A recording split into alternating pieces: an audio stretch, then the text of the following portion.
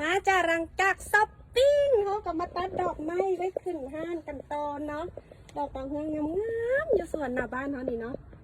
ได้เวลาตัดโอ้ยอะอันใดดีงามเขาเฮ็ดเขาสร้างโชคดีมีชัย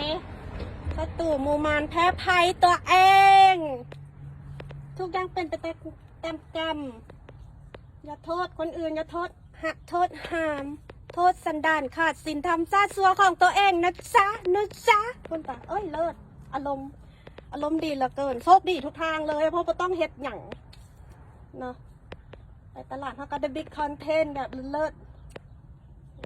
จัดไปเอาไปเป็นคอนเทนต์เตือนภัยสังคมได้ฮะก็เฮ็ดไปด่าเขาก็ด่าคนซัวย่องคนดีเขาสิได้เจริญหุ่งเหืองโลกสิได้ปลอดภัยจากคนซัว